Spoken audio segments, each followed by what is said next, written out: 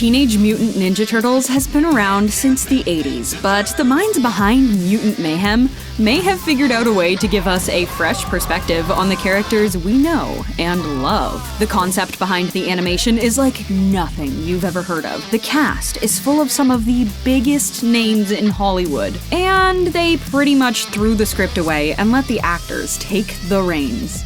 One of the most important things about this movie, something that hasn't actually been done in the history of this franchise, and more on that later, the Teenage Mutant Ninja Turtles actually looked and sounded like teenagers. It's nice, right? This simple concept brought up another idea for the producers. What if it's animated by teenagers? Now, what does that mean exactly? The concept behind this was taking sort of doodle drawings that would have been done on the side of a notebook and turning that into an entire movie. Weird shapes and praising perspective. You would reach this point where you're like a little bit more askew. They kept using the words teenage energy when it came to creating the look and feel for the movie. So this is surprisingly the first time in the history of the Teenage Mutant Ninja Turtle franchise that the Turtles were voiced by real teenagers. Okay, to be fair, a couple of them did technically reach adulthood by the time the movie was finished, but throughout the recording process, all of them were in their teens. Another cool thing about this is none of the adults in the room gave them any input on how to act like teens. You'd be like, what did you just say? Riz? Use that in the movie. Explain it to me and then let's use it. All the guys ended up getting super close because of all the freedom they had in their recording booth to riff off each other and just be themselves. They also were encouraged to improv a ton of the movie, but more on that later. So how unconventional was the recording process of this movie? In every animated movie Seth Rogen was ever in, he never even met the cast until the day of the premiere. He didn't want this movie to be made that way, so they always made sure every Ninja Turtle voice actor was in the same room and often encouraged them to talk over one another. I think they don't do it just because it's way harder. It's way harder to schedule, having everyone there at the same time. It's also technically a lot harder to record everything with that many people. They would have some sessions where 7 or 8 people all recorded at the same time. That's definitely not a normal thing when it comes to creating animated films.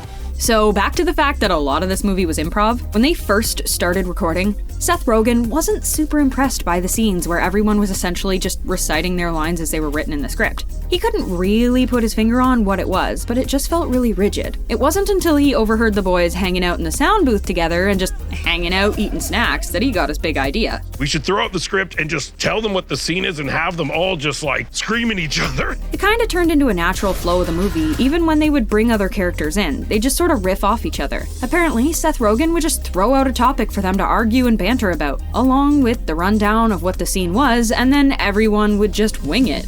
You've got to have a majorly talented cast to trust everyone enough to essentially just wing the movie. There are some huge names attached. Obviously, we've got Seth Rogen and Jackie Chan behind the voices of Bebop and Splinter. Don't use that word that way. But Nicholas Cantu, Shamon Brown Jr., Micah Abbey, and Brady Noon are all newcomers onto the scene of animation with only a few screen credits. But they fell into their roles of the Ninja Turtles quite naturally. We also get the pleasure of hearing Ayo Edebiri, who is most notably known for her roles in Big Mouth and The Bear, as the voice of April O'Neil. So you were baby turtles who made contact with mystery goo. Other big names include Post Malone, Hannibal Buress, Ice Cube, and Rose Byrne. The soundtrack is actually one of the most exciting aspects of this film. Seth Rogen compares it to the soundtrack that's in the Tony Hawk Pro Skater video game from 1999. If you know, you know. The iconic duo, Trent Reznor and Atticus Ross from 9 Inch Nails, teamed up to score the movie.